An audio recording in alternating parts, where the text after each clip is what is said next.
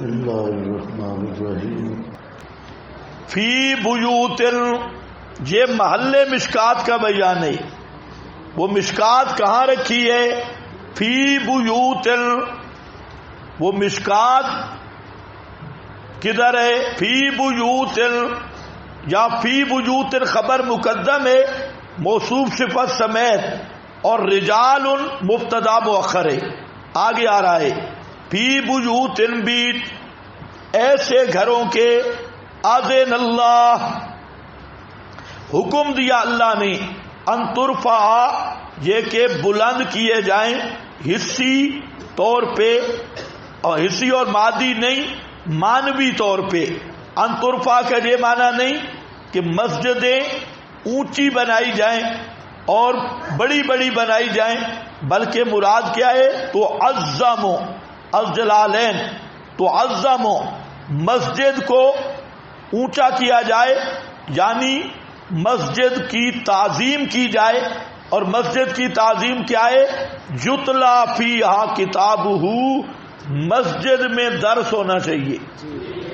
مسجد کو ان ترفع، ترفع کا کیا معنی؟ بلڈنگیں اونچی ہوں؟ بولو بھائی مہربانی کرو، بلڈنگیں اونچی ہوں؟ کیا ہو؟ ریبنڈیوں کو بٹھا دیا جائے؟ بالکل مسجد ترکامنی ہے پھر تھا. ہاں، مسجد کی آبادی اور رفت لکھا ہے آپ کے پاس، تو عظم ترفع اور تو عظم یتلا فیہا کتابہ. مسجد کی آبادی ہے، اس میں درس قرآن ہو، قرآن پڑھایا جائے. یہ مسجد جیسے آپ قرآن پڑھ رہے ہیں، اوپر کیا ہے؟ یذکر فیہا اسمہ بتوحیدہ، لکھا ہے بتوحیدہ، اللہ کی توحید کا مسئلہ بیان کیا جائے. یہ مسجد کی بلندی اور رفت ہے. یہ نہیں کہ ٹیپ ٹاپ کی جائے، رنگ روغن کیا جائے. اور مسجد کا اسی لیے فقہا نے لکھا ہے کہ مسجد کا اگر کوئی آدمی چونا گچ اور اس کی ٹیپ ٹاپ کرتا ہے تو مسجد کے پیسے سے نہیں کر سکتا. ذاتی کرے اور ثواب نہیں ہوگا، صرف رونق ہوگی. تو فی بیوت اذن اللہ، اذن امر کے معنی میں ہے. آپ کے پاس لکھا ہے المراد من الامر، اذن اللہ ان ترفع، یہ کہ بلند کی جائیں. آپ کے پاس کیا لکھا ہے؟ حصی اور مادی نہیں، اینٹیں زیادہ نہیں لگانی، عمارتیں اونچی نہیں بنانی. تو عظم، اور تو عظم کا معنی یتلا فیہا کتابہ ویذکر فیہا اسمہ. اس ذکر کے ہلکے نہیں مراد. یہ جو موجودہ بدتیاں کہتے ہیں، دیکھا نا، یذکر فیہا اسمہ آ گیا، لہذا ادھر ہو ادھر ہو شروع ہو گیا، اسمہ ہو. یہ بدتی ہلکے مراد نہیں، بلکہ مراد کیا ہے؟ بے توحید ہی. یذکر فیہا اسمہ، اور سیوطی بھی لگ گیا مالی بابا. یسبح، پاکیاں بیان کرتا ہے واسطے اس کے ان مسجدوں میں، بالغدو والآصال، صبح بھی اور شام بھی.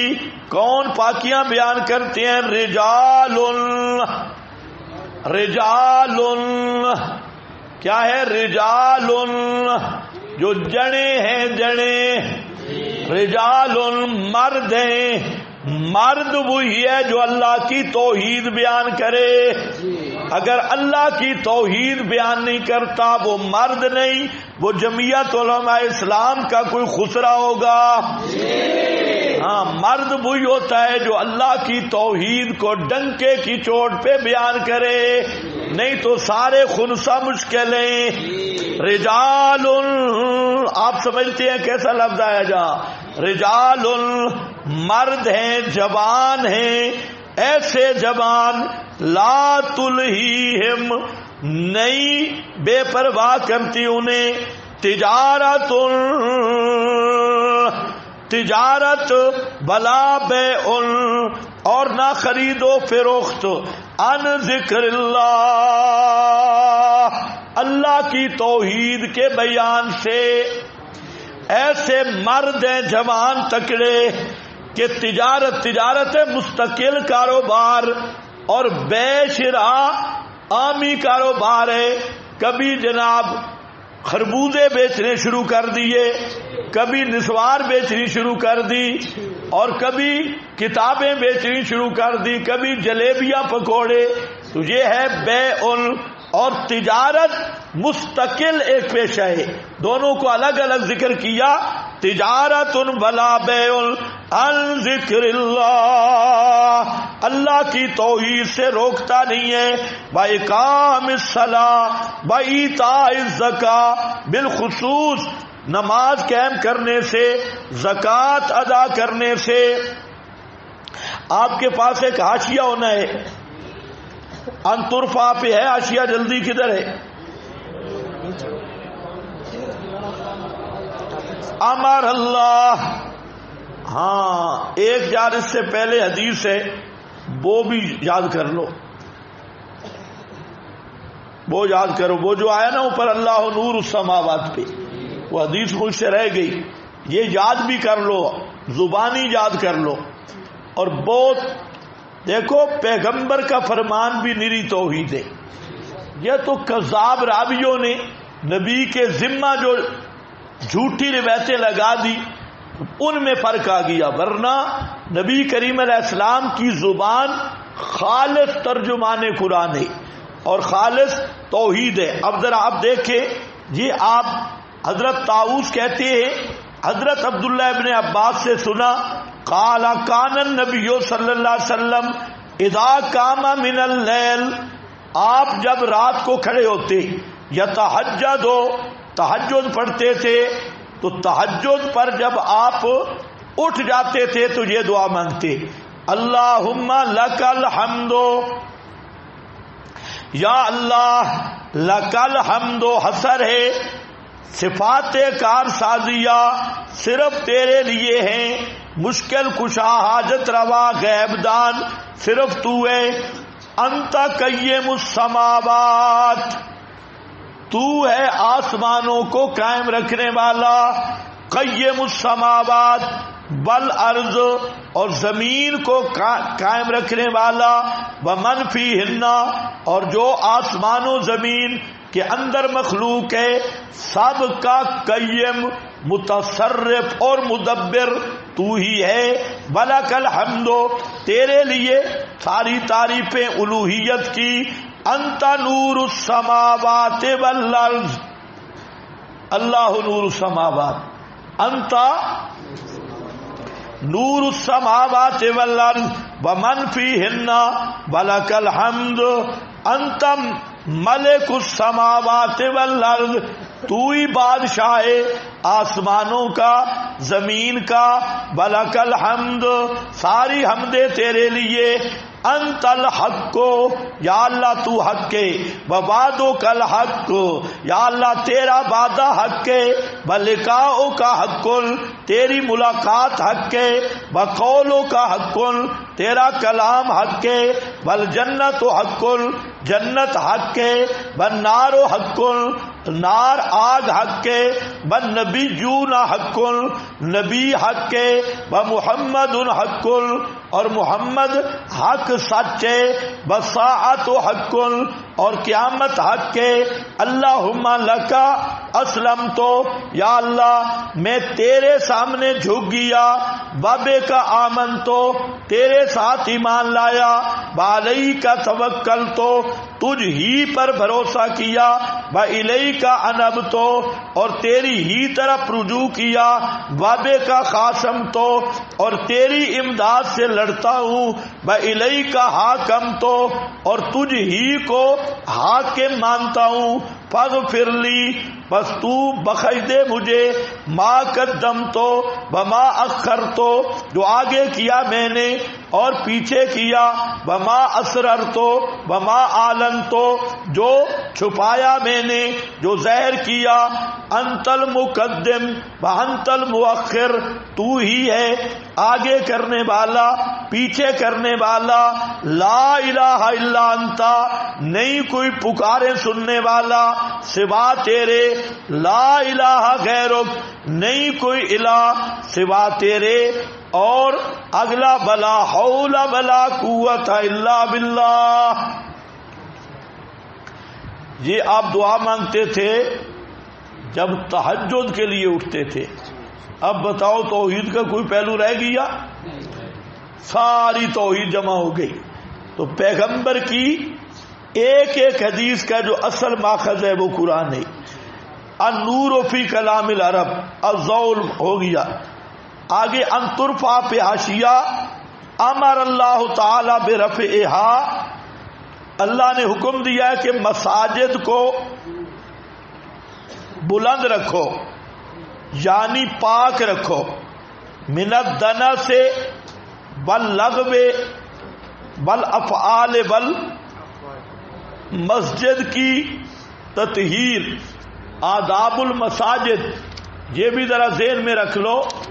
مسجد کے بھی آداب جو احادیث میں وارد ہوئے یہاں چند آداب دیکھ لیں. امر اللہ تعالی سب سے پہلا ادب ہے کہ مسجد پاک رکھے اور پاک کس سے ہو؟ نجاست ظاہری سے بھی اور مانوی سے بھی. اسی طرح کنکر بدبودار چیزیں نسوار وغیرہ اس سے بھی مسجد کو پاک رکھے. ہم گجرانوالہ میں جب پڑھتے تھے حضرت قاضی حمید اللہ خان صاحب رحمہ اللہ کے پاس تو حضرت قاضی صاحب فنون میں مجتہد تھے پشاور کے تھے اور ہمارا پہلا پٹھان استاد تھا تو پشتو والا استاد. بہرحال بڑا ماہر آدمی تھا. حضرت منطق کے عربیت کے فلسفہ کے امام تھے لیکن اللہ کی شان قرآن حدیث بالکل نہیں آتا تھا. ہم نے مشکات بھی ہر بندہ لکل فن رجال ہر چیز سنی قرآن حدیث بالکل قریب بھی نہیں. کوئی آیت پڑھتے تو کہتے امام غزالی فرماتی پھر فلسفے میں گھنٹہ گھنٹہ پڑے رہتے. تو ہر ایک کا اپنا مقام ہے. فنون میں امام تھے. تو پہلی دن جب صفائی کی پہلا ہفتہ تھا تقریباً 400 طالب علم ان کے پاس پشتو والے تھے اور 5 طالب علم ہم پنجابی تھے. تو 400 سے زائد پشتو والے تھے. جو پشتو والے تھے ہمیں ساتھ نہیں رہنے دیتے تھے نکلو یہاں سے. پھر ایک اور مدرسہ تھا رہائش ہماری وہاں تھی تو اب دل تو کرتے ہیں بدلہ لوں آپ سے لیکن تو انہوں نے ساتھ نہیں رہنے دیا. خیر پہلی جمعرات پر ایک حادثہ پیش آیا کہ جب صفائی کے لیے قالینیں اٹھائی گئیں تو نیچے وہ نسوار سے چپکی ہوئی تھی طے چڑھی ہوئی. طالب علم نسوار رکھتے اور آرام سے قالین کے نیچے کر دیتے. آپ نے بھی ایسا کیا ہوگا تو نہیں؟ خدا کے لیے مہربانی کرنی. نسوار رکھی اور اگر کوئی پہلے تو مسجد میں نسوار رکھنا جائز ہی نہیں لے آنا بھی جائز نہیں. تھوم نہیں لے آ سکتے تھوم کھا کے نہیں آ سکتے تو نسوار تو اس سے بدتر ہے تھوم سے. تو نبی کریم علیہ السلام نے تو اس تھوم سے منع کیا کہ جو یہ کھائے تو مسجد میں مت آئے. تو نسوار لے کر بھی مسجد میں نہیں آ سکتے نسوار رکھ کر بھی مسجد میں نہیں آ سکتے. آپ کی مہربانی. اس لیے دوسرا مسئلہ ہے کہ لغو افعال اقوال یہ مسجد میں جیسے منطق پڑھنا ہے مسجد میں منطق پڑھنا حرام ہے. فلسفہ کیونکہ منطق اور فلسفہ یہ خالص ذہنی عیاشی اور شیطنت پر مبنی علوم ہیں اور ابلیسیت پر مبنی. تو اس لیے منطقی کو ایک عذاب اللہ یہ دیتا ہے. اور آپ یہ بھی ذہن میں رکھیں ہم نے منطق پڑھی ہے اور خوب کر کے پڑھی ہے. میں نے تکملہ 2 بلکہ 3 اساتذہ سے کیا ہے. تکملہ جو منطق کی بڑی کتابیں ہیں جو آج کل پڑھائی بھی نہیں جاتی, اور وہ بھی ہم نے پڑھی. حالانکہ پنجاب میں رواج نہیں تھا. قاضی صاحب کے پاس بھی ہم یہ منطق وغیرہ یہی کتابیں پڑھتے تھے. اور ایک وہ استاد ادھر تھا, اس کی ہم کبھی سنتے تھے, وہ صحیح افغانستان کا تھا. تو وہ سلم العلوم پڑھاتا تھا, اور سلم العلوم اس کی طرز بہت عجیب تھی. ایسی چبل لگاتا کہ بڑا مزہ ہوتا, زبردست. ہم اس کو کہتے کہ یہ امام الچبل ہے, یعنی امام السلم. سلم بمعنی چبل. تو منطق فلسفہ اس دور میں تو اس کی ضرورت ہی نہیں. ہم نے پڑھا, ابتدان پڑھایا, لیکن پھر چھوڑ دیا, کیونکہ ہم یہ سمجھتے ہیں کہ یہ منطق اور فلسفہ ذہنی بدکاری ہے.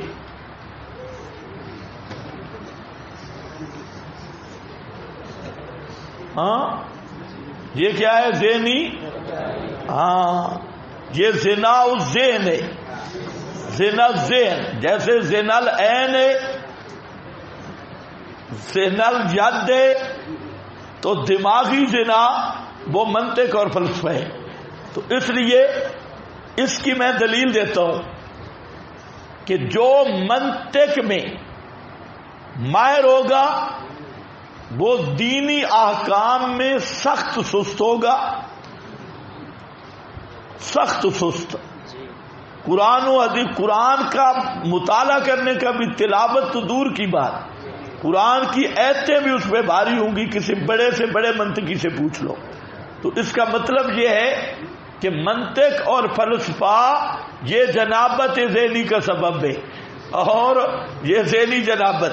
تو اس لیے مسجد میں منطق نہیں پڑھا سکتا, فلسفہ بھی نہیں پڑھا سکتا, اور نابا شابا بھی نہ پڑھائے مسجد میں. مسجدیں ہیں خالص اللہ تعالی کی توحید کے لیے. اس لیے قرآن مسجد میں پڑھایا جائے, حدیث مسجد میں پڑھائی جائے. باقی جتنا گند مند ہے وہ مسجد میں پڑھانے کی ضرورت نہیں, باہر ہو. کیونکہ یہ بھی دنیاوی چیزوں سے, گند مند سے مراد فلسفہ, منطق اور ما یتعلق بہما. یہ واللغو والافعال والاقوال التي لا تلیق فیہا. افعال جیسے مسجد میں ڈانس ہے, سیفیوں کی مسجد ہو تو یہ اوپر سیڑھیاں رکھتے ہیں, اور پھر وہاں سے یہ گھسک کے نیچے آتی ہیں. جب ذکر کرتے ہیں الٹے چھلٹے ہو کر. ادھر ایک مسجد ہے, اگر دیکھ سکتے ہو تو دیکھو, ان کی یہ ساری موت کا کنواں مسجد کو بنایا ہوا ہے. بل اقوال التی تلیق فیہا کما قال علی بن ابی طلحہ عن ابن عباس فی هذه الآیہ فی بیوت اذن اللہ ان ترفع قال نہ اللہ سبحانہ عن اللغو فیہ. اللہ نے لغو کام سے روکا. وقضا قال اکرمہ بابو صالح والضحاک ونافع بن جبیر بابو بکر بن سلیمان بن حسمہ سفیان بن حسین وغیرہ من علماء المفسرین. یہ سب علماء یہی کہتے ہیں کہ مسجد کو ان چیزوں سے بچایا جائے. اس لیے چند چیزیں لکھ لو. آداب المساجد کی نمبر 1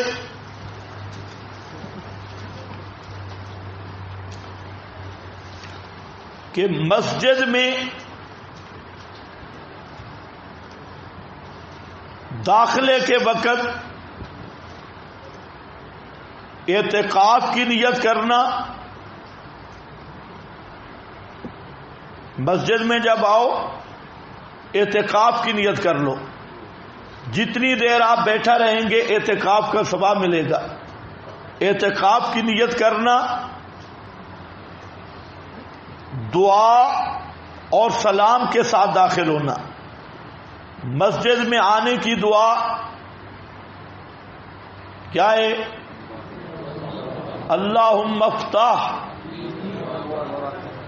کھول دے ہمارے لیے اپنی رحمت کا دروازہ. یہ استظہار قلب کے ساتھ دعا مانگی مسجد میں، اور پھر ساتھ سلام کہنا ہے. اور سلام کیا؟ السلام علینا وعلی عباد اللہ الصالحین. یوں کر کے سلام کہو، السلام علینا وعلی عباد اللہ الصالحین. کتنے ہو گئے بھائی؟ 3. نمبر 4، مسجد میں آ کر 2 رکعت پڑھو تحیت المسجد. تحیت المسجد یہ سب ان ترفع یذکرا، یہی آداب ہے تحیت المسجد. نمبر 5،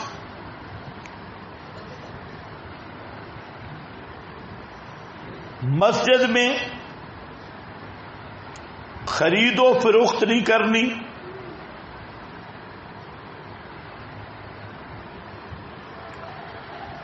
گم شدہ چیزوں کا اعلان نہیں کرنا. حضرات ایک ضروری اعلان سنیں، مسجد میں نہیں ہے. فوتگی کا اعلان بھی مسجد میں کرنا مکروہ ہے. گم شدہ چیزوں کا اعلان بھی مسجد میں نہیں کر سکتے، شرعاً گناہ ہے. آج کل تو اعلان کرتے ہیں ٹیکا والے آئے ہوئے، ٹیکے لگانے والے، کرونا. ادھر ہاں بھائی، گم شدہ چیزوں کا اعلان، یہ بہت ساری احادیث ہیں اس پر. نمبر 7، دنیا کی باتیں نہیں کر سکتے.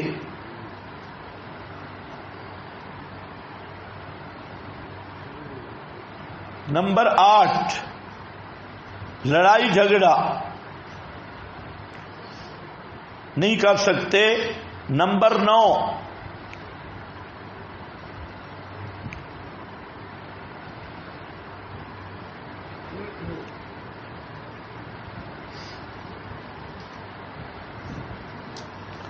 انگلیاں چٹخانا، چٹخارے نکالنا.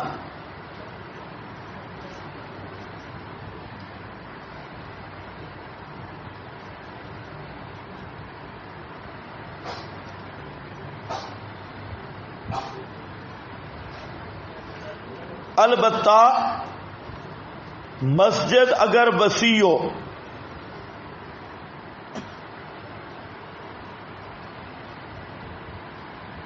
تو اس میں جہادی ٹریننگ ہو سکتی ہے، جہادی اسلحہ بھی رکھ سکتی ہے. نیزہ بازی، تلوار بازی، جہاد کی ٹریننگ. جو مسجد نبوی تھی یہ معسکر بھی تھا مجاہدین کا، اور عدالت بھی تھی، سپریم کورٹ بھی مسجد نبوی تھی.